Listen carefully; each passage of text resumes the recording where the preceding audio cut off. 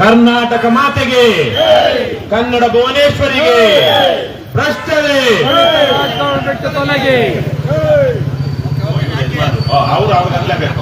ಭ್ರಷ್ಟರೇ, ನಾಡ ಪ್ರೇಮಿಗಳೇ, ಲಂಚ ಮುಕ್ತ ಕರ್ನಾಟಕ, ಭ್ರಷ್ಟಾಚಾರ ಮುಕ್ತ ಕರ್ನಾಟಕ, ಬಸವಣ್ಣನ ಕಲ್ಯಾಣ ಕರ್ನಾಟಕ, ಕುವೆಂಪುರವರ ಸರ್ವೋದಯ ಕರ್ನಾಟಕ, ಕರ್ನಾಟಕ ರಾಷ್ಟ್ರ ಸಮಿತಿ ಪಕ್ಷಕ್ಕೆ, ಕೆಆರ್ಎಸ್ ಪಾರ್ಟಿಗೆ ಇವತ್ತಿನ ಕನ್ನಡ ರಾಜ್ಯೋತ್ಸವ ಆಚರಣೆ ಜಯನಗರದಲ್ಲಿ ನಮ್ಮ ಜಯನಗರ ಕಚೇರಿಯ ಮುಂಭಾಗದಲ್ಲಿ ಮಾಡ್ತಾ ಇರುವಂತಹ ಕನ್ನಡ ರಾಜ್ಯೋತ್ಸವ ಕಾರ್ಯಕ್ರಮದ ಅಧ್ಯಕ್ಷತೆಯನ್ನು ವಹಿಸಿರುವಂತಹ ಕೆಆರ್ಎಸ್ ಪಕ್ಷದ ರಾಜ್ಯ ಪ್ರಧಾನ ಕಾರ್ಯದರ್ಶಿಗಳಾದ ರಘುಪತಿ ಭಟ್ರೆ, ಕೆಆರ್ಎಸ್ ಪಕ್ಷದ ರಾಜ್ಯ ಕಾರ್ಯಾಧ್ಯಕ್ಷರಾದ ರಘು ಜಾಣಗೆರೆ ಅವರೇ, ಪಕ್ಷದ ಉಪಾಧ್ಯಕ್ಷರಾದ ಮಂಜುನಾಥ್ ರವರೇ, ಜಯನಗರ ವಿಧಾನಸಭಾ ಕ್ಷೇತ್ರದ ಅಧ್ಯಕ್ಷರಾದಂತಹ ಶ್ರೀಮತಿ ಅಂಜಲಿ ಅವರೇ, ಇವತ್ತಿನ ಸಭೆಗೆ ಬಂದಿರುವಂತಹ ರಾಜ್ಯ ಕಾರ್ಯಕಾರಿ ಸಮಿತಿಯ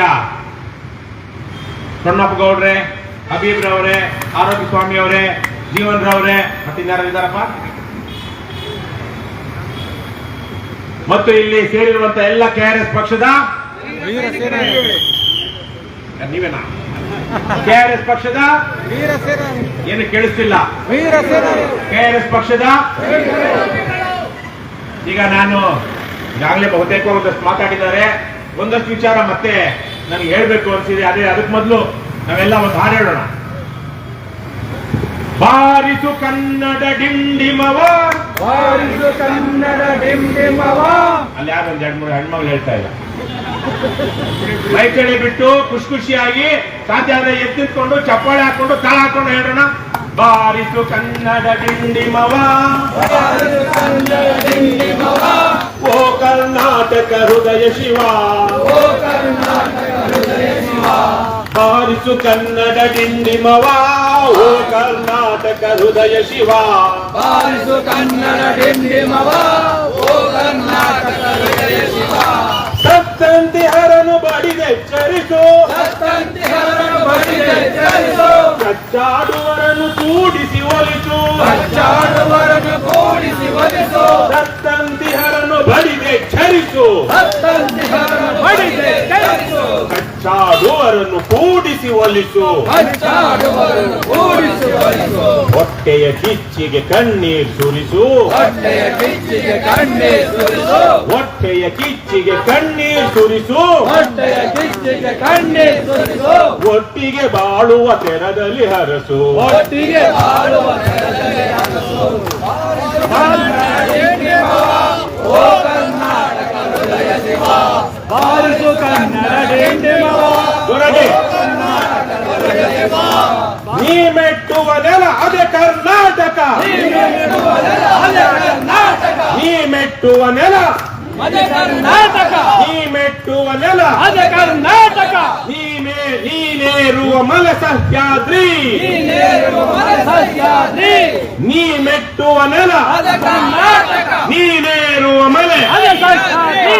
ನೀ ಮುಟ್ಟುವ ಮರ ಶ್ರೀಗಂಧದ ಮರ, ಶ್ರೀಗಂಧದ ಮರ, ಶ್ರೀಗಂಧದ ಮರ, ನೀ ಮುಟ್ಟುವ ಮರ, ಶ್ರೀಗಂಧದ ಮರ. ನೀ ಕುಡಿಯುವ ನೀರ್, ಕಾವೇರಿ, ನೀ ಕುಡಿಯುವ ನೀರ್, ಕಾವೇರಿ, ನೀ ಮೆಟ್ಟುವ ನೆಲ, ಅದೇ ಕರ್ನಾಟಕ, ನೀನೇರುವ ಮಲೆ, ಅಜ್ಞಾನಮಯ, ನೀ ಮುಟ್ಟುವ ಮರ, ಶ್ರೀಗಂಧದ ಮರ, ನೀ ಕುಡಿಯುವ ನೀರ್, ಕಾವೇರಿ.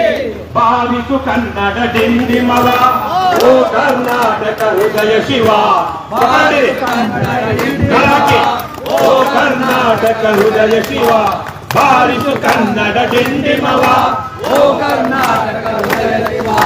ಶೈತ್ಯ ಶಿವೇತರ ಕೃತಿಯಲ್ಲಿ, ಶೈತ್ಯ ಶಿವೇತರ ಕೃತಿಯಲ್ಲಿ, ಮೂಡಲಿ ಮಂಗಳ ಮತಿಮತಿಯಲ್ಲಿ, ಮೂಡಲಿ ಮಂಗಳ ಮತಿಮತಿಯಲ್ಲಿ, ಶೈತ್ಯ ಶಿವೇತರ ಕೃತಿಯಲ್ಲಿ, ಶೈತ್ಯ ಶಿವೇತರ ಕೃತಿಯಲ್ಲಿ, ಮೂಡಲಿ ಮಂಗಳ ಮತಿಮತಿಯಲ್ಲಿ, ಮೂಡಲಿ ಮಂಗಳ ಮತಿಮತಿಯಲ್ಲಿ, ಕವಿ ಋಷಿ ಸಂತರ ಆದರ್ಶದಲ್ಲಿ, ಕವಿ ಋಷಿ ಸಂತರ ಆದರ್ಶದಲ್ಲಿ, ಕಸ ಋಷಿ ಸಂತರ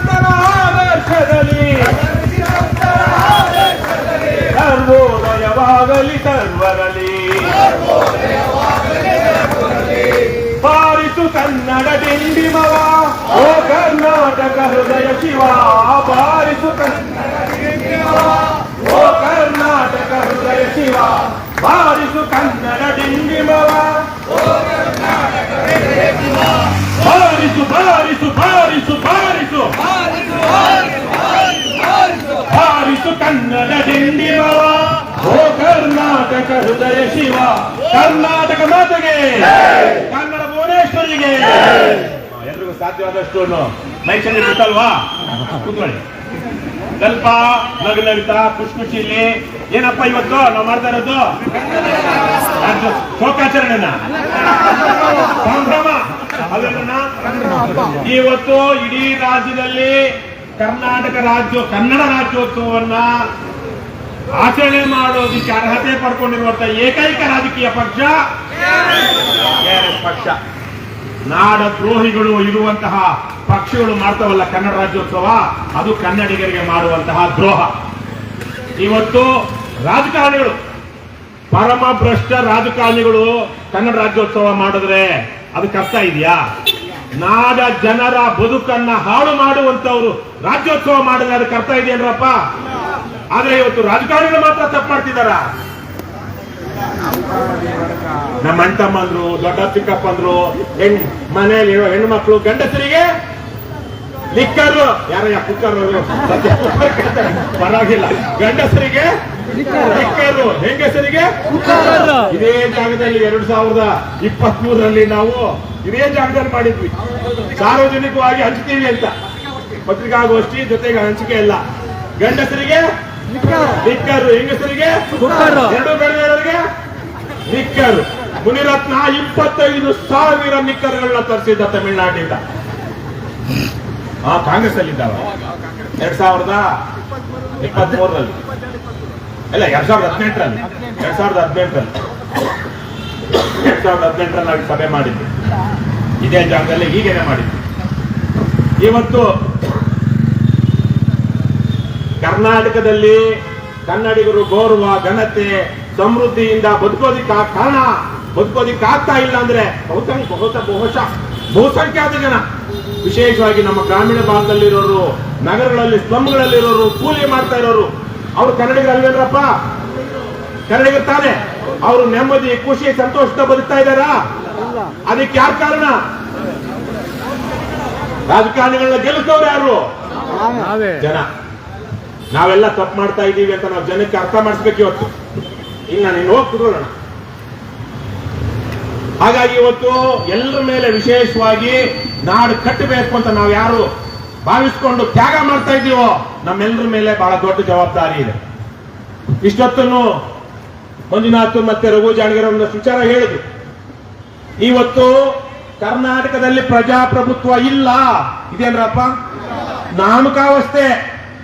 ಅದು ನಾಮಕಾವಸ್ಥೆ. ಕೇವಲ ದುಡ್ಡಿರುವಂತಹ ಒಂದು 200-300 ಕುಟುಂಬಗಳು ಇವತ್ತು ಇಡೀ ರಾಜ್ಯದ ರಾಜಕಾರಣವನ್ನ ಕಪಿಮುಷ್ಟಿಯಲ್ಲಿ, ಕಬಂಧ ಬಾಹುಗಳಲ್ಲಿ, ಮತ್ತೆ ಕಪಿಮುಷ್ಟಿ ಅಂದ್ರೆ ಅದೊಂಥರ ಏನು ಗೊರಿಲ್ಲಾ ಗ್ಲಾಸ್ ಅಂತಾರಲ್ವ, ಆ ತರದ ಗೊರಿಲ್ಲಾಗಳ ಮುಷ್ಟಿಯಲ್ಲಿ ಅಂತ ಹೇಳ್ತಾರಲ್ವ, ಆ ತರದ ಇಟ್ಕೊಂಡಿವೆ.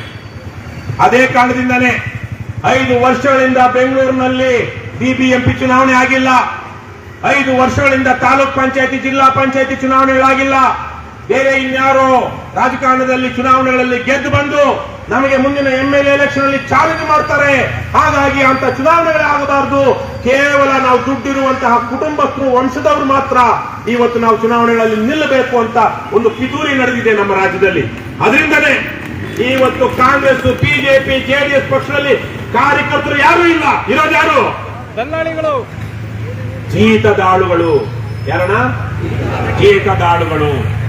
ಇವತ್ತು ಅವರು ಆಯಾ ಕ್ಷೇತ್ರದ ಅವರ ಪಕ್ಷದ ಮುಖಂಡ ಯಾರಿದ್ದಾನೆ, MLAನೋ XMLAನೋ ಅಥವಾ ಮುಂದಕ್ಕೆ MLA ನಿಂತ್ಕೊಳ್ತಾನೋ ಅವನ ಮನೆಗೆ ಜೀತ ಮಾಡುವಂತ ಜೀತದಾಳುಗಳು. ಅವರು ರಾಜಕೀಯ ಪಕ್ಷಗಳ ಸದಸ್ಯರು ಅಲ್ಲ, ಕಾರ್ಯಕರ್ತರು ಅಲ್ಲ.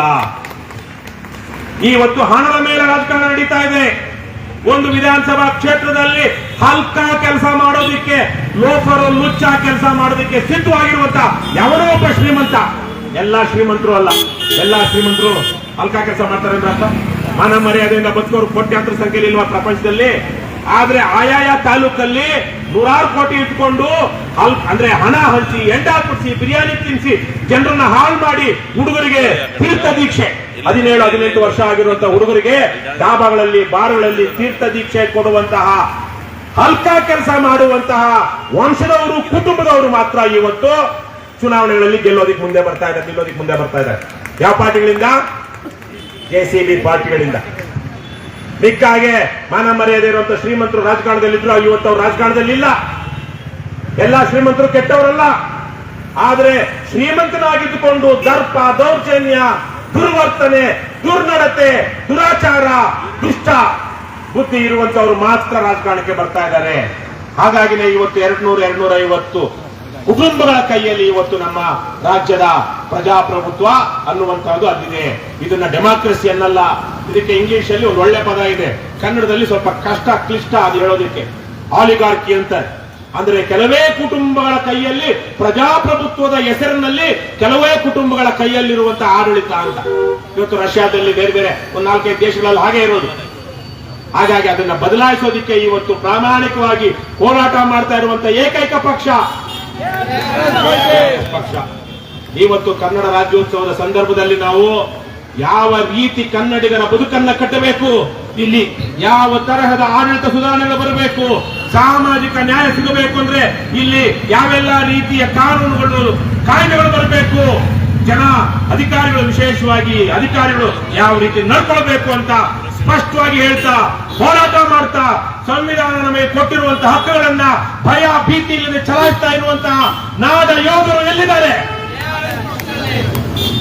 ಹುಲಿಯ ಹೃದಯದ ಸೈನಿಕರಿವರು KRS ನವರು, ನಾಡ ಪ್ರೇಮಿಗಳು. ಹುಲಿಯ ಹೃದಯದ ಸೈನಿಕರಿವರು KRS ನವರು, ನಾಡ ಪ್ರೇಮಿಗಳು. ಹಾಗಾಗಿ ಬಹಳ ಗಂಭೀರವಾದ ಸಂದರ್ಭದಲ್ಲಿ ನಾವಿದ್ದೀವಿ ಇವತ್ತು.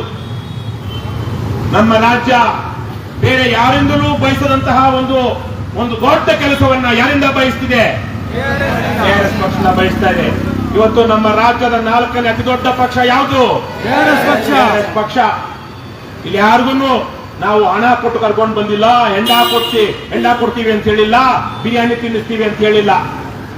ಆದ್ರೂ ರಾಜ್ಯಾದ್ಯಂತ ಸಾವಿರಾರು ಜನ ಇವತ್ತು KRS ಪಕ್ಷದ ಕಾರ್ಯಕ್ರಮಗಳಿಗೆ ಅಲ್ಲಲ್ಲೇ ಎದ್ದು ಬರ್ತಾ ಇದ್ದಾರೆ. ನೇರವಾಗಿ ಸರ್ಕಾರಿ ಕಚೇರಿಗಳಿಗೆ ನಮ್ಮ ಸಮವಸ್ತ್ರ ಹಾಕೊಂಡು ಹೋಗ್ತಾ ಇದ್ದಾರೆ. ಬಾಯಲ್ಲಿ ಸೀಟಿ, ಕೈಯಲ್ಲಿ ಲಾಠಿ ಹಿಡಿದು ಮುಂದಿನ ದಿನಗಳಲ್ಲಿ ಇಲ್ಲಿ ನಡೆಯುವಂತಹ ಅಕ್ರಮಗಳನ್ನ ನಿಲ್ಲಿಸಲಿದ್ದಾರೆ. ಆದರೆ ಈಗಾಗಲೇ ಹೇಳಿದಾಗೆ ನಮ್ಮ ಪಕ್ಷದ ಸಂಘಟನೆ ಈಗ ಬಹಳ ಮುಖ್ಯವಾದದ್ದು. ಬೆಳಗ್ಗೆ ನಾನು ಇಲ್ಲಿ ಕೂತಿರೋ ಜಾಗದಲ್ಲಿ 1200 ರೂಪಾಯಿ, ಒಬ್ರು 1000 ರೂಪಾಯಿ ಮಾಡಿಸೋದು, ಇನ್ನೊಬ್ರು 100 ರೂಪಾಯಿ ಮಾಡಿಸೋದು, 3 ಜನ ಸದಸ್ಯತ್ವ ಮಾಡಿಸ್ದೆ. ಪ್ರತಿ ದಿವಸ ಈ ಹೊತ್ತಿನಿಂದ ನಾವು 225 ಸದಸ್ಯರನ್ನ ಮಾಡಿದ್ರೆ 2027 ಡಿಸೆಂಬರ್ 31ನೇ ತಾರೀಕಿನ ಒಳಗಡೆ ನಾವು 2,24,000 ಸದಸ್ಯರನ್ನ ಮಾಡಿದಂಗಾಗುತ್ತೆ. ಪ್ರತಿ ದಿವಸ 225 ಸದಸ್ಯರನ್ನ ಮಾಡಿಸಿದ್ರೆ ಮುಂದೆ ಇರುವಂತಹ 775 ದಿವಸ ಇವತ್ತಿಗೆ ಎಷ್ಟೊತ್ತು? ಇಲ್ಲಿಗೆ 2027 ಕೊನೆಗೆ, 2027 ಕೊನೆಗೆ ಸುಮಾರು 750 ದಿನಗಳು. ಪ್ರತಿ ದಿವಸ 225 ಜನ ಮಾಡಿಸಿದ್ರೆ ಇವಾಗ 50-55 ಜನರ ಜೊತೆಗೆ ಇನ್ನ 175,000 ಜನ ಸೇರ್ಕೊಳ್ತಾರೆ. 175,000 ಜನರನ್ನ, 1,75,000 ಜನರನ್ನ ಮುಂದಿನ 2 ವರ್ಷಗಳ ಅವಧಿಯಲ್ಲಿ ನಾವು ಸದಸ್ಯರನ್ನಾಗಿ ಮಾಡ್ಬೇಕಂದ್ರೆ ಪ್ರತಿ ದಿವಸ ಎಷ್ಟು ಸದಸ್ಯರನ್ನ ಮಾಡಬೇಕು? 225 ಜನ. ನಾವು ಮಾಡ್ತೀವಾ? ನಮ್ಗೆ ಯೋಗ್ಯತೆ ಇದೆಯಾ? ನಮ್ಗೆ ಶಕ್ತಿ ಇದೆಯಾ? ರಾಜ್ಯ ಜನ ಸಿದ್ಧವಾಗಿದ್ದಾರಾ? ಬಾಯಿ ಮಾತಲ್ಲ ನಾವು ಹೇಳ್ತಿರೋದು, ಅಥವಾ ನಿಜಕ್ಕೂ ನಮ್ಮ ಕೈ ಸಾಧ್ಯ ಇದೆಯಾ? ಸಾಧ್ಯ ಇದೆ. ಜನ ಕಾಯ್ತಾ ಇದ್ದಾರೆ. ನಮ್ಗೆಲ್ಲೆಲ್ಲೋ ಒಂದೊಂದ್ ಕಡೆ ನಿಲ್ಲಿಸಿ QR ಕೋಡ್ ಕೊಡಿ ಅಂತ ಹೇಳಿ 5,000 10,000 ಡೊನೇಷನ್ ಕೊಡ್ತಾ ಇದ್ದಾರೆ. ಸದಸ್ಯತ್ವ ಮಾಡಿಸಿ ಅಂತ ಹೇಳ್ತಾ ಇದ್ದಾರೆ. ನಿಮ್ಮ ಕಾರ್ಯಕ್ರಮಗಳಿಗೆ ಬನ್ನಿ ಅಂತ ಹೇಳ್ತಾ ಇದ್ದಾರೆ. ನಿಮ್ಮ ಕಾರ್ಯಕ್ರಮಗಳಿಗೆ ಬರ್ತೀವಿ ತಿಳಿಸಿ ಅಂತ ಹೇಳ್ತಾ ಇದ್ದಾರೆ. ಈಗ ನಾವು KRS ಪಕ್ಷದಲ್ಲಿ ಮುಂದಾಳತ್ವದಲ್ಲಿರುವಂತವ್ರು ಎಲ್ಲ ಏನು ಸೈನಿಕರು ಟಿ ಶರ್ಟ್ ಹಾಕೊಂಡು 1 ಕಾರ್ಯಕ್ರಮ, 2 ಕಾರ್ಯಕ್ರಮ, 10 ಕಾರ್ಯಕ್ರಮ, 20 ಕಾರ್ಯಕ್ರಮಗಳಿಗೆ ಬಂದಿದ್ದೀರಾ. 5-6 ವರ್ಷಗಳಿಂದ ಪಕ್ಷದಲ್ಲಿದ್ದೀರಾ. ನೀವು ದೊಡ್ಡತನ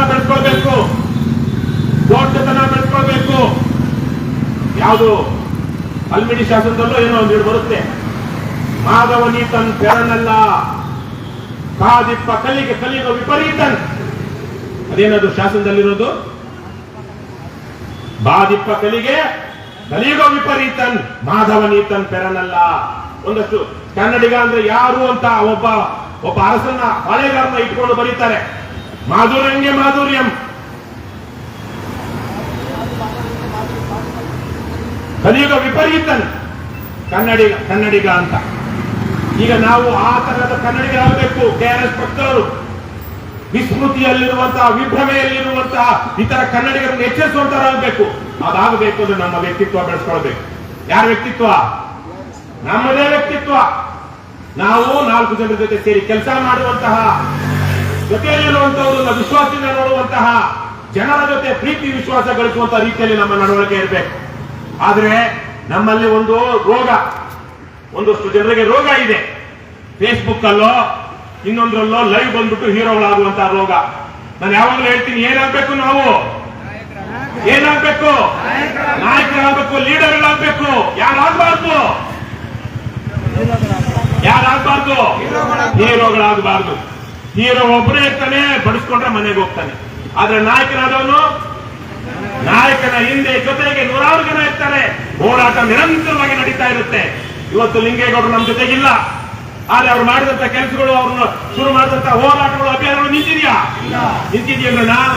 ನೀವು ಲಿಂಗೇಗೌಡರು ಆಗ್ತೀರೋ ಅಥವಾ ಇನ್ಯಾವುದೋ ಸಿನಿಮಾ ಹೀರೋಗಳ ತರಕ್ಕೆ ಹೀರೋಗಿರಿ ಮಾಡಿಕೊಳ್ಳುವಂತಹ ಕ್ಷುಲ್ಲಕ ಹೀರೋಗಳಾಗ್ತೀರೋ? ನಾಳೆ ಯೋಧ ಲಿಂಗೇಗೌಡರು ಆಗ್ತೀರೋ ಅಥವಾ ಒಬ್ಬ ಯಾವನು ಹೀರೋಯಿಸಂ ಫೇಸ್ಬುಕ್ ಅಲ್ಲಿ ಬಂದು ಹೀರೋಗಿರಿ ಮಾಡಿ ನನ್ನ ಹಿಂದೆ 10 ಲಕ್ಷ ಜನ ಇದ್ದಾರೆ, ಪೊಲೀಸ್ ಸ್ಟೇಷನ್ ಹೋದ್ರೆ ಅವನಿಂದ ಒಂದು ನಾಯಿ ನರಿ ಇಲ್ಲ, ಇದೇನಪ್ಪ 10 ಲಕ್ಷ ಫಾಲೋವರ್ಸ್ ಇದಾರಂತೆ ಅವನಿಗೆ. ಪೊಲೀಸ್ ಸ್ಟೇಷನ್ ಹೋದ್ರೆ ಒಬ್ಬನು ಗತಿ ಇಲ್ಲ ಅಲ್ಲಿ. ಆದ್ರೆ KRS ಪಕ್ಷದವರು ಪೊಲೀಸ್ ಸ್ಟೇಷನ್ ಹೋದ್ರೆ 100 ಜನ ಮೂಲೆಯಿಂದ ಇದು ಬರ್ತಾರೆ. ಅದು ವಿಶೇಷವಾಗಿ ಪೊಲೀಸ್ ಸ್ಟೇಷನ್ ಹೋರಾಟ ಅಂದ್ರೆ ಹಿಂಗೆ ಬರ್ತಾರೆ. ಹಂಗೆ ಮೈನ್ ಅವಿರೋದಲ್ಲ, ಅವರಿಗೆ ಹಿಂದೆ ಪೊಲೀಸ್ ಮಾಡಿರೋ ಎಲ್ಲ ಏನು ದಬ್ಬಾಳಿಕೆ ದೋಷರು ಎಲ್ಲ ನೆನಪು ಬಂದು ಓಡಿದ್ರು ಬಿಡ್ತಾರೆ. ಆ ತರಕ್ಕೆ ಪೊಲೀಸರು ಮಾಡಿದ್ದಾರೆ. ಹಾಗಾಗಿ ಇವತ್ತು ನಮ್ಮ ಮುಂದೆ ಇರುವಂತದ್ದು ಕನ್ನಡ, ಕರ್ನಾಟಕ, ಕನ್ನಡಿಗರ ಹಿತಾಸಕ್ತಿ ಅಂದ್ರೆ ಈ ರಾಜ್ಯದ ಪ್ರಜಾಪ್ರಭುತ್ವವನ್ನು ಉಳಿಸುವಂತಹ, ಈ ನಾಡಿನ ಜನರ ಬದುಕನ್ನು ಕಟ್ಟುವಂತಹ ಹೋರಾಟ. ಕೇವಲ ಕನ್ನಡ ಅಂದ್ರೆ ಘೋಷಣೆ ಮಾಡಿದ ತಕ್ಷಣಕ್ಕೆ ಕನ್ನಡ ಉಳಿಯಲ್ಲ. ಕನ್ನಡವನ್ನ ನಾವು ನಮ್ಮ ಪರಂಪರೆಯ ಪೂರ್ವಿಕರಿಂದ ಏನೇನು ಮೌಲ್ಯಗಳು ಬಂದಿದೆ ಅದರ ಬಗ್ಗೆ ಮಾತಾಡ್ತಾ, ಅದನ್ನು ಅಳವಡಿಸ್ಕೊಳ್ತಾ, ಅದರಲ್ಲೇ ನಾವು ಬದುಕಟ್ಕೊಳ್ತಾ ಹೋದಾಗ ಮಾತ್ರ ಕನ್ನಡ ಉಳಿಯುತ್ತೆ. ಇವತ್ತು ಬಹುತೇಕವಾಗಿ ನಾವೆಲ್ಲ ಒಂಥರ ಹೈಟೆಕ್ ಕೂಲಿಗಳು. ಬೆಂಗಳೂರು ಸುತ್ತಮುತ್ತ ಎಲ್ಲ ಕನ್ನಡ ಮಾತಾಡಿದ್ರೆ ಅವಮಾನ ಅನ್ನುವಂತ ಸ್ಥಿತಿ ಇದೆ. ಯಾವುದೋ ಒಂದು ಅಂಗಡಿಗೆ ಹೋಗಿ ಇಂಗ್ಲಿಷ್ ಅಲ್ಲೇ ಮಾತಾಡ್ತಾರೆ. ನಮಗೂ ಎಷ್ಟೋ ಜನರಿಗೆ ಏನದು ಕೀಳರಿಮೆ. ಇದೆಲ್ಲ ತೊಲಗಿಸಬೇಕು ಅಂದ್ರೆ ಇಲ್ಲಿ ಒಂದು ಕನ್ನಡ ಕೇಂದ್ರಿತವಾದ, ಕನ್ನಡಿಗ ಕೇಂದ್ರಿತವಾದ, ಕರ್ನಾಟಕ ಕೇಂದ್ರಿತವಾದ ರಾಜಕೀಯ ಆರಂಭವಾಗಬೇಕು, ರಾಜಕಾರಣ ಬರಬೇಕು. ಅದು ಯಾರಿಂದ ಬರೋದಿಕ್ಕೆ ಸಾಧ್ಯ ಅಂದ್ರೆ ನಮ್ಮಿಂದ ಮಾತ್ರ. ಹಾಗಾಗಿ ನಾನು ಈ ಸಂದರ್ಭದಲ್ಲಿ ಹೇಳ್ತಾ ಇದ್ದೇನೆ, ಈ ಬಿಜೆಪಿ, JDS, ಕಾಂಗ್ರೆಸ್ ನಂತಹ ಪಕ್ಷಗಳಲ್ಲಿ ಜೀತದಾಳು ಕೆಲಸ ಮಾಡ್ತಿರುವಂತಹ ಜನ, ನೀವು ಯೋಗ್ಯರಾಗಿದ್ರೆ, ಪ್ರಾಮಾಣಿಕರಾಗಿದ್ರೆ ಬನ್ನಿ KRS ಪಕ್ಷಕ್ಕೆ ಬನ್ನಿ. ಇವತ್ತು ಸುಮಾರು 5,000 ಕ್ಷೇತ್ರಗಳಲ್ಲಿ ಚುನಾವಣೆ ನಡೀಬೇಕು. 5 ವರ್ಷಗಳಿಂದ ನಡೀಬೇಕಾಗಿತ್ತು. ಸುಮಾರು 850 ಜಿಲ್ಲಾ ಪಂಚಾಯತ್ಗಳಿಗೆ, 4,000 ಚಿಲ್ಲರೆ ತಾಲೂಕು ಪಂಚಾಯಿತಿ ಕ್ಷೇತ್ರಗಳಿಗೆ ಅಷ್ಟು ಜನ ಎರಡನೇ ಹಂತದ ನಾಯಕರು ಬರ್ತಾ ಇದ್ರು. ಬೆಂಗಳೂರಿನಲ್ಲಿ 198 ಜನ ಜನಪ್ರತಿನಿಧಿಗಳು, ಕಾರ್ಪೊರೇಟರ್ಗಳು ಇರಬೇಕಾಗಿತ್ತು. ಈ ಬರೀ ಕಿವಿ ಅಂದ್ಕೊಂಡು, ಕಿವಿ ಅಲ್ಲ ಇವರು ಅದನ್ನು ಹೇಳ್ತಾರಲ್ಲ, ಲಾಲ್ಬಾಗ್ ಮೂಡಿಸ್ತಾ ಇದ್ದಾರೆ ಜನರಿಗೆ. DK ಶಿವಕುಮಾರ್ ಅಲ್ಲಿ ಮನೆಯಲ್ಲಿ ಈಗಲೇ ಬಹಳ ಸಿದ್ಧವಾಗಿದ್ದಾರೆ. ತಮ್ಮ ಬಾಮೈದ ಎಲ್ಲ ಸಿದ್ದರಾಮಯ್ಯ ಮೊಮ್ಮಗನ್ ತಂದ್ಬಿಟ್ಟಿದ್ದಾರೆ. ಮಗನ್ ತನ್ನ ಜೊತೆಗೆ ದೇವೇಗೌಡರ ಕುಟುಂಬದಲ್ಲಿ 8 ಜನ ಚುನಾವಣೆಗೆ ನಿಂತು ಅದರಲ್ಲಿ 2 ಸೋತಿರೋದು. ಮಿಕ್ಕಾಗಿ ಎಲ್ಲರೂ ಗೆದ್ದಿದ್ದಾರೆ. 2-3 ಜನ ಒಂದ್ಸಲೂ ಗೆಲ್ಲದೆ ಇರೋರು ಯಾರು ನಿಖಿಲ್. ಆದ್ರೆ ಅವ್ರ ಮನೆಯಲ್ಲಿ 3 ಜನ ನಿಂತಿದ್ದಾರೆ. ಇನ್ನು ಹೊಸ ಇವತ್ತನ್ನು ಅದನ್ನು ನಿಲ್ಲಿಸ್ತಾರೆ. ರೇವಣ್ಣನ ಮನೆಯಲ್ಲಿ 4 ಜನ ಚುನಾವಣೆಗೆ ನಿಂತಿದ್ದಾರೆ. ಅದರಲ್ಲಿ 2 ಪ್ರತಿನಿಧಿಗಳು, ಸೂರಜ್ ಮತ್ತೆ ರೇವಣ್ಣ. ಇನ್ನು ದೇವೇಗೌಡರು, ಇನ್ನು ಅವ್ರ ಬೀಗರು, ಇನ್ನು ಯಡಿಯೂರಪ್ಪ. ಇವತ್ತು ಬಿಹಾರಲ್ಲಿ ವಂಶ ಪಾರಂಪರ್ಯ ರಾಜಕಾರಣ ಮತ್ತು ಭ್ರಷ್ಟಾಚಾರ ದುರಾಡಳಿತಕ್ಕೆ ಕೊಟ್ಟಿರುವಂತಹ ಫಲಿತಾಂಶ ಅದು. ಬೇರೆ ಬೇರೆ ರೀತಿಯಲ್ಲಿ ಹೇಳ್ತಾರೆ. ಲಾಲು ಪ್ರಸಾದ್ ಯಾದವ್ ತುಂಬಾ ದೊಡ್ಡ ಮನುಷ್ಯ ಅಲ್ಲ. ಅವರು ಮಗಳು ಕಿಡ್ನಿ ಕೊಟ್ಟಿದ್ದೀನಿ, ನನಗೊಂದು ಸೀಟ್ ಕೊಡು. ನಾನು ಎಮರ್ಜೆನ್ಸಿ ಹುಟ್ಟಿದ್ದೆ, ನನಗೊಂದು ಸೀಟ್ ಕೊಡು ಅಂತ ಇನ್ನೊಬ್ಬ ಮಗಳು. ನನ್ನ ತಮ್ಮ ನನಗೆ ಬಿಟ್ಟಿದ್ದಾನೆ, ನಾನು ಕೃಷ್ಣ ವೇಷ ಹಾಕೊಂಡು ಕುಣಿತೀನಿ ಅಂತ ಜೋಕರ್ ಇನ್ನೊಬ್ಬ ಮಗ. ಇವತ್ತು ಸೋತಿದ್ದಕ್ಕೆ ನನ್ನ ಕುಟುಂಬನೂ ಇಲ್ಲ, ರಾಜಕಾರಣನೂ ಇಲ್ಲ ಅಂತ ಒಬ್ಬ ಮಗಳು ಸಿಂಗಾಪುರ್ಗೆ ಹೋಗ್ತಾ ಇದ್ದಾರಂತೆ. ಇಂತಹ ದುರಹಂಕಾರದ ವಂಶ ಪಾರಂಪರ್ಯ ರಾಜಕಾರಣ ವಿರುದ್ಧ ಜನ ಗಂಗೆ ಹೇಳ್ತಾ ಇದ್ದಾರೆ. ಕರ್ನಾಟಕದಲ್ಲಿ ಬಿಜೆಪಿ ಅವರು ನಮ್ದು ವಂಶ ಪಾರಂಪರ್ಯ ಇಲ್ಲ ಇಲ್ಲ ಅಂತ ಎಲ್ಲಾ ಕಡೆ ಪುಂಗಿ ಊತ ಕರ್ನಾಟಕದಲ್ಲಿ ಏನೇನು ಬೆಳೆಸ್ತಾ ಇದ್ದಾರೆ? ವಂಶ ರಾಜಕಾರಣ. ಇಲ್ಲಿ ಇಡೀ ಬಿಜೆಪಿ 3-4 ಕುಟುಂಬಗಳ ಕೈಯಲ್ಲಿದೆ. ಬಿಜೆಪಿ, ಕಾಂಗ್ರೆಸ್, ಜೆಡಿಎಸ್ ಏನು ವ್ಯತ್ಯಾಸ ಇಲ್ಲ. ಬಿಜೆಪಿ ಅವರಿಗಿರುವಂತಹ ಒಂದೇ ವ್ಯತ್ಯಾಸ ಅಂದ್ರೆ ಕಳೆದ ಒಂದು 20-30 ವರ್ಷಗಳಿಂದ ನಮ್ಮ ರಾಜ್ಯದ ಯುವಕರಲ್ಲಿ, ಜನರಲ್ಲಿ ವಿಷ ತುಂಬಿದ್ದಾರೆ. ಆ ವಿಷ ಮುಸ್ಲಿಂ ದ್ವೇಷ ಅನ್ನುವಂತಹ ವಿಷ, ಅದೊಂದೇ ಬಿಜೆಪಿ ಅವರ ಸ್ಪೆಷಾಲಿಟಿ. ಇರೋ ದುರ್ಗುಗಳಿಗೆ ಒಂದು ಅಡಿಷನಲ್ ದುರ್ಗುಣ ಅಷ್ಟೇ. ಅದು ಕಾಂಗ್ರೆಸ್ನವ್ರಿಗೂ ಅವರು ಬಿಜೆಪಿ ಅವರು ಹೇಳೋದನ್ನೆಲ್ಲ ಒಪ್ಕೊಳ್ತಾರೆ. ಯಾರು ಮುಸ್ಲಿಮರಿಲ್ಲದೆ ಇದ್ದಾಗ ಏನ್ರಣ ಬಿಜೆಪಿ ಹೇಳೋದು ಮಾತಾಡ್ತಾರೆ. ತಾಬ್ರಿಗೆ ಕಲಿಸ್ಬೇಕು, ಸರಿ ಇಲ್ಲ ಅಂತಾರೆ. ಯಾರು? ಕಾಂಗ್ರೆಸ್ನವರು. ಮುಸ್ಲಿಮರಿಲ್ಲದೆ ಇದ್ದಾಗ. ಅದೇ ಮುಸ್ಲಿಂ ಇದ್ದಾಗ ನಮ್ದು ಜಾತ್ಯತೀತ. ಈ ಎಲ್ಲ ನಾಟಕಗಳನ್ನ ರಾಜ್ಯದ ಜನತೆ ಇವತ್ತು ಅರ್ಥ ಮಾಡ್ಕೊಳ್ತಾ ಇದ್ದಾರೆ. ವಿಶೇಷವಾಗಿ ನಮ್ಮ ಪಕ್ಷದಲ್ಲಿರುವಂತಹ ಕನ್ನಡಿಗ ಮುಸ್ಲಿಂ ಬಂಧುಗಳು, ಅವರು ಮುಸ್ಲಿಮರಲ್ಲ, ಏನವರು ಕನ್ನಡಿಗ ಮುಸ್ಲಿಮರು. ಹಾಗಾಗಿ ಇವರೆಲ್ಲ ಅರ್ಥ ಮಾಡ್ಕೊಳ್ತಿದ್ದಾರೆ. ಇದನ್ನ ನಾವು ಸ್ಪಷ್ಟವಾಗಿ ಜನರ ಮುಂದೆ ತಗೊಂಡು ಹೋಗ್ಬೇಕು. ಈ ಜಾತಿ ಆಧಾರಿತ, ಕೋಮು ಆಧಾರಿತ, ಭ್ರಷ್ಟಾಚಾರ ಆಧಾರಿತವಾದ ರಾಜಕಾರಣವನ್ನು ನಾವು ತೊಲಗಿಸಬೇಕು. ಹಾಗಾಗಿ ನಮ್ಮ ಮುಂದೆ ಬಹಳ ದೊಡ್ಡ ಸವಾಲಿದೆ. ಈಗಾಗಲೇ ಹೇಳಿದಾಗೆ ಪೊಲೀಸರು ಏನೇನು ನಾಟಕ ಆಡಿದ್ರು, ನಿನ್ನೆ ಒಂದು ದೊಡ್ಡ ಆಗ್ರಹ ಸಮಾವೇಶ ಆಗ್ಬೇಕಾಗಿತ್ತು. ಅವ್ರು ಮಾಡೋದೆಲ್ಲ ಯಾರು ಒಳ್ಳೇದಕ್ಕೆ? ಒಳ್ಳೇದಕ್ಕೆ. ವಿನಾಶಕಾಲೇ ವಿಪರೀತ ಬುದ್ಧಿ ಅಂತ ಅವ್ರು ಮಾಡ್ತಾ ಇದ್ದೀವಿ. ನಮ್ಮ ಕೆಲಸ ನಾವು ಮಾಡ್ತಾ ಇರೋಣ. ಕೂತು ಜಾಗಕ್ಕೆ ಬಂದು ಜನ ಇವತ್ತು ಯಾರು ಮಿಸ್ ಕಾಲ್ ಕೊಡೋರಲ್ಲ, ₹100 ಡೊನೇಷನ್ ಕೊಟ್ಟು ಮೆಂಬರ್ ಆಗ್ತಾ ಇದ್ದಾರೆ. ಅದು ನಮ್ಮ ಶಕ್ತಿ. ನಾವು ಅದೇ ಏನು ನಮ್ಮ 2 ಶಕ್ತಿ ಯಾವುದು? ನಮ್ಮ ಆನಂದ ಶೀಲ, ಶಿಸ್ತು. ಆ ಶೀಲವನ್ನು ನಾವು ಉಳ್ಕೊಳ್ಬೇಕು. ಈ ಶೀಲ ನಮಗೆ ಆಗಲ್ಲ ಅನ್ನೋಂಥವ್ರು ದಯವಿಟ್ಟು KRS ಪಕ್ಷದಿಂದ ಹೋಗ್ಬೇಕು. ಇವತ್ತು ಬಹಳ ತ್ಯಾಗ, ಶ್ರಮ ಹಾಕಿ ಪಕ್ಷ ಕಟ್ಟಿರೋದು ನಾವು. ಇವತ್ತು 100 ಸಂಖ್ಯೆಯಲ್ಲಿ ಜನ ಬರ್ತಾ ಇದ್ದಾರೆ. ಆದ್ರೆ ನಮಗೆ ಜನ ಬರೋದು ಯಾವ ಕಾರಣದಿಂದಾಗಿ? ನಮ್ಮ ಶೀಲ ಮತ್ತು ಶಿಸ್ತಿನ ಕಾರಣಕ್ಕಾಗಿ. ಹಾಗಾಗಿ ಇದೇ ಶೀಲ ಮತ್ತು ಶಿಸ್ತನ್ನ ನಾವು ಯಾವುದು ಶಾರ್ಟ್ ಟರ್ಮ್ ಗೋಲ್ಸು ಅದರ ಅನುಕೂಲಕ್ಕಾಗಿ ನಾವು ನೋಡ್ಕೊಂಡು ನಾವು ತ್ಯಾಗ ಮಾಡಬಾರ್ದು. ಹಾಗಾಗಿ ನೀವೆಲ್ಲರೂ ಇಲ್ಲಿರೋರೆಲ್ಲರೂ ನಾಯಕರೇ, ಎಲ್ಲರೂ ಯೋಗ್ಯರೇ. ಆದ್ರೆ ಪಕ್ಷದಲ್ಲಿ ಒಂದು ಹೈರಾರ್ಕಿ ಇರುತ್ತೆ. ಆ ಹೈರಾರ್ಕಿಯನ್ನ ಗೌರವಿಸ್ತಾ ನೀವು ನಿಮ್ಮ ವ್ಯಕ್ತಿತ್ವ ನಿರ್ಮಾಣ ಮಾಡ್ಕೊಳ್ತಾ ಇವತ್ತು ನಾಡು ಕಟ್ಟುವಂತ ಕೆಲಸದಲ್ಲಿ ನಾವು ಮುಂದಾಗಬೇಕು. ಇವತ್ತು ನಾವೇನ್ ಮಾಡ್ತಾ ಇದ್ದೀವಿ? ಭ್ರಷ್ಟಾಚಾರದ ವಿರುದ್ಧ ಹೋರಾಟ, ಚುನಾವಣೆಗಳಲ್ಲಿ ಸ್ಪರ್ಧೆ ಮಾಡುವಂತಹದ್ದು, ಸಾಮಾನ್ಯ ಹಿನ್ನೆಲೆಯ ಜನರನ್ನ ತಂದು ಚುನಾವಣೆಗೆ ನಿಲ್ಲಿಸಿ ಇದು ಪ್ರಜಾಪ್ರಭುತ್ವ, ನೀನು ಆಗಿದೆಯಾ, ನೀನು ಸ್ಪರ್ಧೆ ಮಾಡು ಅಂತ ಹೇಳ್ತಾ ಇರುವಂತದ್ದು. ಇದು ಬಹಳ ದೊಡ್ಡ ಕೆಲಸ ಇವತ್ತಿನ ಸಂದರ್ಭದಲ್ಲಿ. ಹಾಗಾಗಿ ಈ ಹೋರಾಟವನ್ನ, ಯುದ್ಧವನ್ನು ನಾವು ಗೆಲ್ಲಬೇಕು ಅಂದ್ರೆ ನಮ್ಮ ಶೀಲ ಮತ್ತು ಶಿಸ್ತನ್ನು ನಾವು ಕಾಪಾಡಿಕೊಳ್ಳಲೇಬೇಕು. ಅದೇ ನಮಗೆ ಶಕ್ತಿ, ಅದೇ ನಮಗೆ ಶಕ್ತಿ. ಇಲ್ಲದಿದ್ರೆ ಇಷ್ಟೊತ್ತಿಗೆ ಇಡೀ ವ್ಯವಸ್ಥೆ ನಮ್ಮನ್ನ ಬಗ್ಗು ಬಡಿತಿತ್ತು. ಆದ್ರೆ ನಾವು ನುಡಿದಂತೆ ನಡೆದಿದ್ದೀವಿ, ಪ್ರಾಮಾಣಿಕವಾಗಿದ್ದೀವಿ. ಎಲ್ಲ ಕಡೆ ಲೈವ್ ಮಾಡ್ತೀವಿ, ವಿಡಿಯೋ ರೆಕಾರ್ಡ್ ಇಟ್ಕೊಂಡಿದ್ದೀವಿ. ಯಾರಿಗೂ ಪೊಲೀಸ್ ಇರಲಿ, ಮಾಧ್ಯಮದವರಿರಲಿ, ಯಾರಿಗೂ KRS ಪಕ್ಷದವ್ರ ಮೇಲೆ ಇವರಿಂದ ತಪ್ಪು ಮಾಡಿದ್ದಾರೆ ಅಂತ ಹೇಳೋದಕ್ಕೆ ಆಗ್ತಾ ಇಲ್ಲ. 6 ವರ್ಷಗಳ ಕಾಲ ಸುದೀರ್ಘವಾಗಿ ಕರ್ನಾಟಕದಲ್ಲಿ ಯಾವುದೇ ಪ್ರಾದೇಶಿಕ ಪಕ್ಷವು ಜೀವಂತವಾಗಿರಲಿಲ್ಲ. ಇಷ್ಟು ವರ್ಷಗಳ ಕಾಲ ಕರ್ನಾಟಕದಲ್ಲಿ ಒಂದು ಪ್ರಾದೇಶಿಕ ಪಕ್ಷ ಹಿಂದೆ ಇರಲಿಲ್ಲ. ಆದ್ರೆ ನಾವು ದಿನದಿಂದ ದಿನಕ್ಕೆ ಬಲಗೊಳ್ತಾನೆ ಹೋಗ್ತಾ ಇದ್ದೀವಿ. ಇದರಲ್ಲಿ ಬಹಳ ಜನರ, ಸಾವಿರಾರು ಜನರ ಶ್ರಮ, ತ್ಯಾಗ ಇದೆ, ಹೋರಾಟದ ಫಲ ಇದೆ. ಹಾಗಾಗಿ ನೀವು ಸಹ ಅಂತ ತ್ಯಾಗ, ಬಲಿದಾನಗಳಿಗೆ ಸಿದ್ಧವಾಗಬೇಕು. ಅದು ನೀವು ಪ್ರಾಮಾಣಿಕವಾಗಿದ್ರೆ ಮಾತ್ರ ಅದು ಬರುತ್ತೆ. ಹಾಗಾಗಿ ಪ್ರಾಮಾಣಿಕವಾಗಿ ಜೀವನವನ್ನು ಕಟ್ಕೊಳ್ಳೋಣ, ದುಡಿಯೋಣ. ಮನೆ ಬಿಟ್ಟು, ಮಜಾ ಬಿಟ್ಟು ಯಾರು ಇಲ್ಲಿ ಬರಬೇಡಿ. ದುಡೀರಿ. ಸಮಯ ಇದ್ದಾಗ ಶನಿವಾರವೋ ಭಾನುವಾರವೋ ಸಂಜೆ ಹೊತ್ತು ಬನ್ನಿ. ನಿಕ್ಕಾಗಿ ಕೆಲವೊಬ್ಬರಿಗೆ ನನ್ನಾಗೆ ಏನಿವತ್ತು ನಾವು ದುಡಿದ್ರೆ ಮಾತ್ರ ಮನೆಯಲ್ಲಿ ಬೆಂಕಿ ಏನು ಹೊಲೆ ಅಂತೇನಿಲ್ಲ ಅಂತ ಜನ ಸಮಯ ಕೊಡಿ.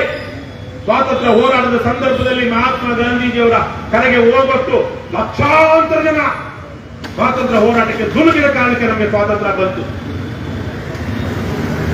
ಹಾಗಾಗಿ ಇವತ್ತು ಅಂತಹದ್ದೇ ರೀತಿಯಲ್ಲಿ ನಾವು ಸಿದ್ಧರಾಗಬೇಕು. ದುರಭ್ಯಾಸ, ದುಶ್ಚಟ, ಯಾವನ ಸಿಗರೇಟ್ ಸೇರ್ತಾರೆ, ನಮ್ಮಲ್ಲಿ ಯಾರು ಇಲ್ಲ. ಒಂದು ಸಿಗರೇಟ್ಗೆ ಎಷ್ಟು? 10 ರೂಪಾಯಿ, 15 ರೂಪಾಯಿ, 20 ರೂಪಾಯಿ ಮಿನಿಮಮ್ ಅಂದ್ರೆ ಎಷ್ಟಪ್ಪ ಸೇರ್ತೀರ ನೀವು? 10 ರೂಪಾಯಿ. 4 ಸಿಗರೇಟ್ ಸೇರಿದ್ರೆ 100 ರೂಪಾಯಿ ಹೋಗುತ್ತಲ್ಲ. ನಿಜಕ್ಕೂ 4 ಸಿಗರೇಟ್ ಸೇರ್ಲಿ 100 ರೂಪಾಯಿ, 50, 70 ರೂಪಾಯಿ, 100 ರೂಪಾಯಿ ಹೋಗೇ ಬಿಡ್ತು. ಅದನ್ನ ಬಿಟ್ಟು ಅದ್ಯಾವುದೋ ಪುಕ್ಕ ಪಕ್ಕ ಹಾಕೊಂಡು ಹೆಂಡತಿಗೆ ಮೂತು ಕೊಡೋದಿಕ್ಕೆ ಆಗುದಿಲ್ಲ.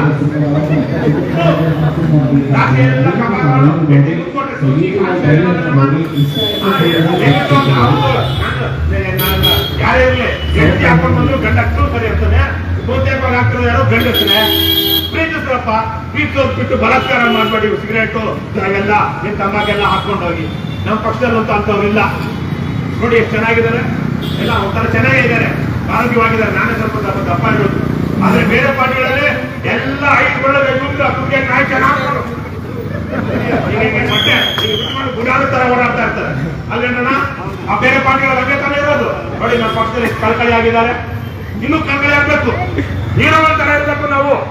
ಆದ್ರೆ ಏನಾಗಿರ್ಬೇಕು, ಕರೆಕ್ಟ್, ಬಹಳ ಚೆನ್ನಾಗಿರೋದು. ಏನೋ ಹೇಳ್ತಾ ಏನ್ ಹೇಳ್ತಾರೆ ಅಂದ್ಕೊಂಡಿದ್ದೆ. ಆನ್ಸೋದಿಕ್ಕೆ ಹೀರೋ, ಆದ್ರೆ ನಾವು ಲೀಡರ್. ಇಷ್ಟನ್ನ ಕನ್ನಡ ರಾಜ್ಯೋತ್ಸವ ಅಂದ್ರೆ ಏನು ಪಂಪನಿಂದ ಶುರು ಮಾಡಿ ಕುವೆಂಪು ತನಕ ಬಂದು ಸಾಹಿತ್ಯದ ಉಚ್ಚಾರ ಮಾತ್ರ ಮಾತಾಡಿ ಇನ್ನೇನೋ ಕರ್ನಾಟಕದ ಆದಂತ ರಾಜರ ಬಗ್ಗೆ ಏನೇನೋ ನಾವು ಅವ್ರನ್ನೊಂದಷ್ಟು ವಿಜೃಂಭಿಸಿ ಮಾತಾಡೋದಲ್ಲಪ್ಪ. ಈ ಹೊತ್ತಿರುವಂತ ಕರ್ನಾಟಕದ ಬದುಕನ್ನ ನಾವು ಎಷ್ಟು ಚೆನ್ನಾಗಿ ಕಟ್ಟಿಕೊಡ್ತೀವಿ ಅನ್ನೋದು ಅದು ನಿಜವಾದ ಕನ್ನಡ ರಾಜ್ಯೋತ್ಸವ ಆಚರಣೆ ಮಾಡೋದು. ಅದ್ರ ಬಗ್ಗೆ ಯೋಚನೆ ಮಾಡೋದು. ಈ ಹೊತ್ತಿರುವಂತ ಬಸವಣ್ಣನವರು ಒಂದು ಮಾತು ಹೇಳ್ತಾರೆ, ತನುವಿನಲ್ಲಿ ಉಸಿ ತುಂಬಿ ಮನದಲ್ಲಿ ವಿಷಯ ತುಂಬಿ ಮನೆಯೊಳಗೆ ನಿಲ್ಲ ಅಂತ. ನೋಡಿದ್ರೆ ಹಾಳು ನೋಡಿದ್ರೆ ಅಲಂಕಾರ, ಬಾಳ್ ನೋಡಿದ್ರೆ ಬಹಳ ಚೆನ್ನಾಗಿ ಹೇಳ್ತೀರ. ಹಾಳು ನೋಡಿದ್ರೆ ಅಲಂಕಾರ, ಬಾಳ್ ನೋಡಿದ್ರೆ ಬಾಯ್ ಮಾಡ್ಕೊಂಡಂಗೆ. ಆ ತರದ ಕನ್ನಡಿಗರಿದ್ರೆ ಅದು ನಾವು ಕನ್ನಡಿಗರು ಅಂತ ಹೆಮ್ಮೆ ಹೇಳ್ಕೊಳಕ್ಕಾಗುತ್ತಾ? ಹೇಗಿರ್ಬೇಕು? ಗಟ್ಟಿಮುಟ್ಟಿಯಾಗಿರ್ಬೇಕು. ನಮ್ಮ ದೇಹ ಗಟ್ಟಿಮುಟ್ಟಿಯಾಗಿರ್ಬೇಕು, ನಮ್ಮ ಮನಸ್ಸು ಗಟ್ಟಿಮುಟ್ಟಿಯಾಗಿರ್ಬೇಕು, ನಮ್ಮ ವಿಚಾರ ಗಟ್ಟಿಮುಟ್ಟಿಯಾಗಿರ್ಬೇಕು. ನಾವು ಸತ್ಯದ ಪರ, ನ್ಯಾಯದ ಪರ ನಿಲ್ಲಬೇಕು. ಅದು ಕನ್ನಡಿಗರು, ಅದು ಕನ್ನಡತ್ವ ಅಂದ್ರೆ. ಹಾಗಾಗಿ ಅದಕ್ಕೆ ಇವತ್ತು ಒಂದು ಮಾದರಿ ಮಾಡುವಂತ, ನಿರ್ಮಾಣ ಮಾಡುವಂತ ಏಕೈಕ ಗುಂಪು ಪಕ್ಷ ಯಾವುದು? ಹಾಗಾಗಿ ಜವಾಬ್ದಾರಿ ಎಲ್ರಿಗಿಂತ ಹೆಚ್ಚಿನ ಜವಾಬ್ದಾರಿ ಯಾರ ಮೇಲೆ ಇದೆ? ನಿಮ್ಗೆ ಉಗ್ಗಿ ಏನೇನೋ ಹೇಳಿ ಮಾಡೋದಲ್ಲ. ಇವತ್ತು ನಮ್ಮ ಜವಾಬ್ದಾರಿಯನ್ನು ನೆನಪಿಸಿಕೊಳ್ಳುವಂತ ದಿನ ಇವತ್ತು. ನಮ್ಮ ಜವಾಬ್ದಾರಿಯನ್ನು ನೆನಪಿಸಿಕೊಂಡು ಮುಂದಿನ ದಿನಗಳಲ್ಲಿ ಏನಾದರೂ ಸ್ವಲ್ಪ ಸಣ್ಣ ಪುಟ್ಟ ಕೋರೆಗಳಿದ್ರೆ ಅದನ್ನ ಸರಿ ಮಾಡಿಕೊಂಡು ಸರಿಯಾದ ದಿಕ್ಕಿನಲ್ಲಿ ನಡೆಯೋದಿಕ್ಕೆ ಮನದೊಮ್ಮೆ ತೀರ್ಮಾನ ಮಾಡುವಂತ ದಿನ ಇಂತಹ ಉತ್ಸವಗಳು, ಕಾರ್ಯಕ್ರಮಗಳು. ಹಾಗಾಗಿನೇ ಸ್ವಲ್ಪ ತಡ ಆದ್ರೂ ಸ್ವಲ್ಪ ಸಮಯ ತಗೊಂಡ್ರು ನಿಮ್ಮೆಲ್ಲರೂ ಏನು ಕ್ಷಮೆ ಕೊಡೋದಿಲ್ಲ, ಬೇಕಾಗಿಲ್ಲ. ನಾವು ಆವಾಗ ನಾವಿರೋದೇ ಸದ್ಯ ಪಾಠ ಮಾಡೋದಕ್ಕೆ. ಹೋರಾಟ ಯಾರು ಮಾಡ್ತಾ ಇದ್ದಾರೆ? ನೀವು ಮಾಡ್ತಾ ಇದ್ದೀರಾ. ನಾನಿರೋದು ಪಾಠ ಮಾಡೋಕೆ. ಹಾಗಾಗಿ ಪಾಠ ಮಾಡೋ ಅವಕಾಶವನ್ನು ನಾನು ಕಳ್ಕೊಳ್ಳೋದಿಲ್ಲ. ನೀವೆಲ್ಲರೂ ಮನೆಯಲ್ಲಿ ನೀವೆಲ್ಲ ಬಂದಿದ್ದೀರಾ. ಈಗ ಮಧ್ಯಾಹ್ನಕ್ಕೆ ಊಟದ ವ್ಯವಸ್ಥೆನೂ ಮಾಡಲಾಗಿದೆ. ಎಲ್ರಿಗೂ ಸಿಗುತ್ತೆ. ಸಿಗ್ಲಿಲ್ಲ ಅಂದ್ರೆ ಸ್ವಲ್ಪ ಅಡ್ಜಸ್ಟ್ ಮಾಡ್ಕೊಳ್ಳಿ, ನೋಡೋಣ ಹೇಗಾಗುತ್ತೆ. ಅದಾದ ನಂತರ ಇದೇ ಟಿ ಶರ್ಟ್ ಹಾಕೊಂಡು ಒಬ್ಬೊಬ್ರು ಇವತ್ತು 2 ಜನ 3 ಜನ ಸದಸ್ಯರು ಮಾಡಿಸ್ಬೇಕು. ಇಲ್ಲಿಂದ ಒಂದು 5-10 ನಿಮಿಷ ಅಷ್ಟೇ ವಾಕು. ಶಾಲಿನಿ ಚಂದ್ರಗುಪ್ತ ಮೌರ್ಯ ಏನದು ಮೈದಾನ ಅಂತಿದೆ, ಅಲ್ಲಿ ಒಂದು ಪುಸ್ತಕ ಸಂತೆ ನಡೀತಾ ಇದೆ. ವೀರಕಪುತ್ರ ಶ್ರೀನಿವಾಸ ಅನ್ನುವಂಥವ್ರು ಅವ್ರ ಪ್ರಕಾಶದಿಂದ ಒಂದು ಪುಸ್ತಕ ಸಂತೆ ಆಯೋಜನೆ ಮಾಡಿದ್ದಾರೆ. ನಾವೆಲ್ಲರೂ ಅಲ್ಲಿ ನಡ್ಕೊಂಡು ಹೋಗೋಣ. ಒಂದು ಪಾದಯಾತ್ರೆ ಹೋದಂಗಾಗುತ್ತೆ. ಊಟ ಮಾಡಿದ್ಮೇಲೆ ತುಂಬಾ ಅರ್ಜೆಂಟ್ ಇರೋರು, ತಪ್ಪಿಸ್ಕೊಳ್ಬೇಕು ಅಂತಿರೋರು, ಏನೋ ಒಂದು ಏನಂತಾರೆ ಸಬೂಬು ನೆಪ ಹೇಳೋಂಥವ್ರು ಹೋಗಿ, ನೆಪ ಹೇಳಿರೋಂಥವ್ರು ನಾವೆಲ್ಲ ಪುಸ್ತಕ ಸಂತೆಗೆ ನಡ್ಕೊಂಡೇ ಹೋಗೋಣ. ಅಲ್ಲಿ ಒಳಗಡೆ ಒಂದೊಂದು 50,000 ಜನ ಇರ್ತಾರೆ. ಕಡಿಮೆ ಅಲ್ಲ, ಮಾತಾಡಿಸಿ. ಟಿ ಶರ್ಟ್ ಹಾಕಿದ್ರೆ ಯಾರೋ ಬರ್ತಾರೆ, ದೇಣಿಗೆ ಕೊಡ್ತಾರೆ, ನಿಮಗೆ ಕಾಫಿ ಟೀನು ಕೊಡಿಸ್ತಾರೆ, ಮೆಂಬರು ಆಗ್ತಾರೆ. ಪಕ್ಷದ ಅಕೌಂಟ್ಗೆ ದುಡ್ಡು ಹಾಕಿ ಮೆಂಬರ್ ಮಾಡಿಸಿ. ಹಾಗೇನೆ ಅಲ್ಲಿ ನೀವಿದ್ರೆ ಯಾವ ಟೈಮ್ಗೆ ಅದು ಪರವಾಗಿಲ್ಲ, ಇರೋದು ಎಷ್ಟೊತ್ತಿರ್ತೀರೋ ಅಷ್ಟೊತ್ತೀರಿ. ಅದಾದ್ಮೇಲೆ ಸಂಜೆಗೆ ನಂದೊಂದು ಬುಕ್ ರಿಲೀಸ್ ಪ್ರೋಗ್ರಾಮ್ ಇದೆ. ಅಲ್ಲೊಂದು ಇವತ್ತು 4-5 ಪುಸ್ತಕ ಸಂಜೆಗೆ ರಿಲೀಸ್ ಆಗ್ತಾ ಇದೆ. ಅದೊಂದು ನಂದು ಪುಸ್ತಕ ನಂದೊಂದು 3 ಪುಸ್ತಕ ಇದೆ. ಅಲ್ಲಿ 3-4 ಇರಬೇಕು. ತಗೊಂಡು ಓದಿ, ಪ್ರತಿ ದಿವಸ ಪೇಪರ್ ಓದಿ. ವಿಶೇಷವಾಗಿ ಇವತ್ತು ಬಿಡುಗಡೆ ಆಗ್ತಿರುವಂತಹ ಪುಸ್ತಕದಲ್ಲಿ ನಾವು ಏನು ಹೋರಾಟ ಮಾಡ್ತಾ ಇದ್ದೀವಿ ಅದ್ರದ್ದು ಮೂಲ ಎಲ್ಲ ಆ ಪುಸ್ತಕದಲ್ಲಿದೆ. ಕರ್ನಾಟಕ ಹೇಗಿರಬೇಕು, ಪ್ರಪಂಚ ಹೇಗಿರಬೇಕು, ದೇಶ ಹೇಗೆ ಕಟ್ಟಬೇಕು ಅನ್ನುವಂಥ ಹಲವಾರು ವಿಚಾರಗಳು ಇವತ್ತು ನಾನು ಬರೆದಿರುವಂತಹ, ನಾನು ಅದಕ್ಕೆ ಏನು ಪುಸ್ತಕ ಇದೆ ಅಮೆರಿಕದಿಂದ ರವಿ ಅಂತ. ನಾನು ಅಮೆರಿಕದಲ್ಲಿದ್ದಾಗ ದೇಶದ ಬಗ್ಗೆ, ಪ್ರಪಂಚದ ಬಗ್ಗೆ, ನಮ್ಮ ನಾಡಿನ ಬಗ್ಗೆ ಕನಸ್ಕೊಂಡು ಬರೆದಿರುವಂತಹ ಪುಸ್ತಕ. ಹಲವಾರು ವಿಚಾರಗಳು, ಮೌಲ್ಯಗಳು. ನೆನ್ನೆ ತಾನೇ ತೀರುವುದಂತಹ ಮೊನ್ನೆ ಸಾಲು ಮರದ ತಿಮ್ಮಕ್ಕನ ಬಗ್ಗೆ ಒಂದು ಲೇಖನ ಇದೆ. ಅದರಲ್ಲಿ ದಯವಿಟ್ಟು ತಗೊಂಡು ಓದಿ. ಸ್ವಲ್ಪ ಖರ್ಚು ಮಾಡಿ. ಯಾವ್ದಕ್ಕೆ? ಓದೋದಕ್ಕೆ. ನಾನು ಬುಕ್ಕಿಗೆ ಅಂತ ಅಲ್ಲ, ಯಾವುದೇ ಒಳ್ಳೆ ಬುಕ್ ಖರ್ಚು ಮಾಡಿ. ವಿಶೇಷವಾಗಿ ಏನನ್ನ ನೀವು ಮುಸಲ್ಮಾನ್ ಬಂಧುಗಳು ಮನೆಯಲ್ಲಿ ಒಂದು ಪುಸ್ತಕ ಇಡಬೇಕು, ಪುಸ್ತಕ ಓದ್ಬೇಕು. ಮಕ್ಕಳಿಗೆ ಪುಸ್ತಕ ಕೊಡ್ಬೇಕು. ಯಾಕಂದ್ರೆ ನಿಮ್ಮಲ್ಲಿ ಬಹಳ ಜನಕ್ಕೆ ಕನ್ನಡ ಓದೋದಕ್ಕೆ ಬರೋದಿಲ್ಲ. ಅದರಿಂದನೇ ಇವತ್ತು ಯಾರಾದ್ರೂ ಒಬ್ರು ಬುರ್ಕ ಹಾಕೊಂಡು ಅಥವಾ ಮುಸಲ್ಮಾನ್ ತರ ಕಾಣಿಸೋರು ಹೋದ್ರೆ ಸರ್ಕಾರಿ ಅಧಿಕಾರಿಗಳು ಕೇರೆ ಮಾಡಲ್ಲ. ಯಾಕೆ? ಇವ್ರಿಗೆ ಕನ್ನಡ ಬರಲ್ಲ, ಇವ್ರಿಗೆ ಓದಕ್ ಬರಲ್ಲ, ಇವ್ರಿಗೆ ಎಷ್ಟು ಹೇಳಿದ್ರು ನಾವು ಅವರೆಲ್ಲೂ ನಾವೇನು ಆಗೋದಿಲ್ಲ, ಎಷ್ಟು ಹೇಳಿದ್ರು ಅಷ್ಟು ಲಂಚ ಕೊಡ್ತಾರೆ. ಹಾಗಾಗಿ ಇವತ್ತು ನಾವು ಪೂರ್ತಿಯಾಗಿ ಕನ್ನಡವನ್ನ ಮಾತಾಡ್ತಾ ಅಧಿಕಾರಿಗಳ ಜೊತೆಗೆ ಏನೇ ಆಗಲಿ ಸರ್ಕಾರಿ ಅಧಿಕಾರಿಗಳ ಜೊತೆಗೆ ವ್ಯವಸ್ಥೆ ಜೊತೆಗೆ ನಾವು ಕನ್ನಡದಲ್ಲೇ ವ್ಯವಹಾರ ಮಾಡಬೇಕು. ಸುಪ್ರೀಂ ಕೋರ್ಟ್ ಒಂದು ಪೀಠ ಕರ್ನಾಟಕಕ್ಕೆ ಬರಬೇಕು ಅಂತ ನಮ್ಮ ಹೋರಾಟ ಆಗ್ರಹ ಸಮಾವೇಶದಲ್ಲಿ. ಕೋರ್ಟಿನ ತೀರ್ಪು ಇಲ್ಲಿ ಯಾವುದೋ ಜುಡಿಪಿ ಲೋವರ್ ಕೋರ್ಟಿನ ತೀರ್ಪುಗಳನ್ನ ಇಂಗ್ಲಿಷಲ್ಲಿ ಕೊಡ್ತಾ ಇದ್ದಾರೆ. ಆದಷ್ಟೇ ಅಲ್ಲ, ಹೈಕೋರ್ಟಿನ ತೀರ್ಪು ಸಹ ಕನ್ನಡದಲ್ಲಿ ಬರಬೇಕು ಅಂತ ನಾವು ಕೇಳ್ತಾ ಇದೀವಿ. ನಮ್ಮದೇ ಒಂದು ಕೇಸು ನಾವೇ ಲಾಯರ್ ಇಟ್ಕೊಂಡು ಕೇಸ್ ಹಾಕಿದೀವಿ, ನಮ್ಮ ಪರವಾಗಿ ನಮ್ಮ ವಿರುದ್ಧ ತೀರ್ಪು ಬಂದಿದೆ. ಆದ್ರೆ ತೀರ್ಪನ್ನು ಅರ್ಥ ಮಾಡ್ಕೊಳ್ಳೋದಕ್ಕೆ ನಾವ್ ಯಾವನು ಲಾಯರ್ ಹತ್ರ ಹೋಗ್ಬೇಕು. ಯಾಕೆ? ಕನ್ನಡದಲ್ಲಿ ಬಂದ್ರೆ ನಮ್ಗೆ ಅರ್ಥ ಆಗ್ಬಿಡುತ್ತೆ ಅಲ್ಲ. ಯಾವ ಭಾಷೆಯಲ್ಲಿ ತೀರ್ಪುಗಳು ಕೂಡ ಕನ್ನಡದಲ್ಲಿರ್ಬೇಕು. ಇವತ್ತು ಲಾಯರ್ ಇನ್ ಪರ್ಸನ್ ಅಂತ ನಾವು ನಡೆಸಬಹುದು ಕೇಸು, ಅದ್ರಲ್ಲಿ ಇಂಗ್ಲಿಷ್ ಅಲ್ಲಿ ಮಾತಾಡ್ಬೇಕು ಅನ್ನೋದಕ್ಕೆ ನಡೆಸೋದಕ್ಕಾಗುತ್ತಾ? ನಮ್ಮ ರಘುಪತಿ ರಾಜ್ಯ ಪ್ರಧಾನ ಕಾರ್ಯದರ್ಶಿಗಳು ಒಬ್ಬ ಪೊಲೀಸು ದುಂಡಾವರ್ತನೆ ಮಾಡಿ ಅವ್ರ ಮೇಲೆ ಸುಳ್ಳು ಅಯೋಗ್ಯ, ಅವನು ರಿಟೈರ್ಡ್ ಆಗಿ ಅನುಭವಿಸ್ತಾ ಇರಬೇಕು, ಸುಳ್ಳು ಕೇಸ್ ಹಾಕಿದ್ದ. ಅದನ್ನ ಯಾವ ಲಾಯರ್ ಇಟ್ಕೊಳ್ಳದೆ ಕೋರ್ಟ್ ಅಲ್ಲಿ ಇನ್ ಪರ್ಸನ್ ಅಂದ್ರೆ ವೈಯಕ್ತಿಕವಾಗಿ ವಾದ ಮಾಡಿದ್ರು ರಘುಪತಿ. ಯಾವ ಲಾಯರ್ ಇರಲಿಲ್ಲ, ಆರೋಪ ಮುಕ್ತರಾದರು. ನಿರಪರಾಧಿ ಅಂತ ಅವ್ರಿಗೆ ಬಿಡುಗಡೆ ಆಯ್ತು, ಅಂದ್ರೆ ಕೇಸ್ ಖುಲಾಸ ಆಯ್ತು. ನಾನು ಸಹ ಒಂದು ಕೇಸಲ್ಲಿ ನಾನು ಲಾಯರ್ ಇಟ್ಕೊಂಡೆ ನಾನೇ ವಾದ ಮಾಡಿದ್ದೆ. ವಾದ ಮಾಡಿಲ್ಲ, ಬರೀ ವಿರಿಪಟ್ಟು ಚಾಲೆಂಜ್ ಮಾಡಿದ್ದು, ಲಾಯರ್ ಇಟ್ಕೊಂಡೆ. ಸೊ ಹಾಗಾಗಿ ಅದೆಲ್ಲ ಆಗಬೇಕು ಅಂದ್ರೆ ಏನು, ಅಲ್ಲಿ ಕೋರ್ಟ್ ಅಲ್ಲಿ ಯಾವ ಭಾಷೆ ಮಾತಾಡೋದಕ್ಕೆ ಸಾಧ್ಯ ಆಗುತ್ತಮ್ಮ? ಕನ್ನಡ. ಇಂಗ್ಲಿಷ್ ಮಾತಾಡಿದ್ರೆ ಇಲ್ಲಿರೋರು 3-4 ಜನ ಅಷ್ಟೇ. ಮಿಕ್ಕವರು ನೀವು 2ನೇ ಕ್ಲಾಸು 3rd ಕ್ಲಾಸು ಸಿಟಿಸನ್ಸ್, 2ನೇ ದರ್ಜೆಯ 3ನೇ ದರ್ಜೆಯ ನಾಗರಿಕರು. ನಾವು 3ನೇ ದರ್ಜೆ ನಾಗರಿಕರ ಕರ್ನಾಟಕದಲ್ಲಿ ಎಲ್ಲರೂ ಪ್ರಥಮ ದರ್ಜೆಯ ನಾಗರಿಕರೇ, ಕನ್ನಡಿಗರೆಲ್ಲರೂ. ಇಲ್ಲಿ ಯಾರೂ ಇಲ್ಲ, ಹೊರಗಿನಿಂದ ಬಂದವನು ಇಲ್ಲಿ 2ನೇ ದರ್ಜೆಯ 3ನೇ ದರ್ಜೆಯ ನಾಗರಿಕ ಇಲ್ಲ. ಆಗ್ಬಾರ್ದು. ಆಗ ಮಾಡಿದ್ವಿ ಅಂದ್ರೆ ನಾವು ಅಯೋಗ್ಯರಾಗ್ತೀವಿ. ಆದ್ರೆ ಇವತ್ತಿನ ವ್ಯವಸ್ಥೆಯಲ್ಲಿ ಸ್ಥಳೀಯರೇ ಕನ್ನಡಿಗರೇ ತೃತೀಯ ದರ್ಜೆಯ ನಾಗರಿಕರ ತರಕ್ಕೆ ನಮ್ಮ ವ್ಯವಸ್ಥೆ ನಡೆಸ್ಕೊಳ್ತಾ ಇದೆ. ಹಾಗಾಗಿ ಇವೆಲ್ಲ ಯೋಚನೆ ಮಾಡಿ, ಇದು ಸಂತೋಷ ಸಂಭ್ರಮ, ಇದು ಶೋಕಾಚರಣೆ ಅಲ್ಲ. ಏನಿದು? ಸಂಭ್ರಮಾಚರಣೆ. 70 ವರ್ಷಗಳಾಯ್ತು ನಾವು ಕನ್ನಡಿಗರು ಒಗ್ಗಟ್ಟಾಗಿ, ಕನ್ನಡಿಗರು ಒಗ್ಗಟ್ಟಾಗಿ 1956 ನವೆಂಬರ್ 1ರಂದು ಇವತ್ತು ಏನು ಕರ್ನಾಟಕದ ಭೂಪಟ ನೋಡ್ತೀವಿ ಅದು ಒಂದಾಗಿತ್ತು. ಅದಕ್ಕೆ ಮೊದಲು 5-6 ಕಡೆ ಹಂಚು ಹೋಗಿತ್ತು. ಹಾಗಾಗಿ 70 ವರ್ಷಗಳ ಸಂಭ್ರಮ. ಇದು ಸಂಭ್ರಮನೋ ಸಂಭ್ರಮ ಏನು? ಸಂಭ್ರಮ. ಹಾಗಾಗಿ ಸಂಭ್ರಮಿಸ್ತಾ ನಾವು ಕರ್ನಾಟಕವನ್ನ ಕಟ್ಟಬೇಕು ಅಂದ್ರೆ, ನಮ್ಮ ಮುಂದಿನ ತಲೆಮಾರನ್ನ ಕಟ್ಟಬೇಕು ಅಂದ್ರೆ ನಮ್ಮ ಬದುಕಿನಲ್ಲಿ ಯಾವ ರೀತಿಯ ಬದಲಾವಣೆಗಳನ್ನ ಮಾಡ್ಕೊಳ್ಬೇಕು, ಸಮಾಜದಲ್ಲಿ ಯಾವ ರೀತಿಯ ಬದಲಾವಣೆಗಳನ್ನ ಕಾಣಬೇಕು, ಇಷ್ಟನ್ನ ಯೋಚನೆ ಮಾಡಿ ಅಂತ ಕೇಳ್ಕೊಳ್ತಾ, ಕರ್ನಾಟಕ ರಾಷ್ಟ್ರ ಸಮಿತಿ ಪಕ್ಷಕ್ಕೆ, KRS ಪಾರ್ಟಿಗೆ ಲಂಚ ಮುಕ್ತ ಕರ್ನಾಟಕ, ಭ್ರಷ್ಟಾಚಾರ ಮುಕ್ತ ಕರ್ನಾಟಕ, ಬಸವಣ್ಣನ ಕಲ್ಯಾಣ ಕರ್ನಾಟಕ, ಕುವೆಂಪುರವರ ಸರ್ವೋದಯ ಕರ್ನಾಟಕ, ಕರ್ನಾಟಕ ರಾಷ್ಟ್ರ ಸಮಿತಿ ಪಕ್ಷಕ್ಕೆ, KRS ಪಾರ್ಟಿಗೆ, ಕನ್ನಡ ಭುವನೇಶ್ವರಿಗೆ, ಕರ್ನಾಟಕ ಮಾತೆಗೆ, ಸಿರಿಗನ್ನಡಂ ಗೆಲ್ಗೆ, ಏನೇ ಆಗಲಿ ಒಳ್ಳೆಯದನ್ನೇ ಮಾಡಿ. ಜೈ ಹಿಂದ್, ಜೈ ಕರ್ನಾಟಕ, ಜೈ ಕರ್ನಾಟಕ. ನಮಸ್ಕಾರ.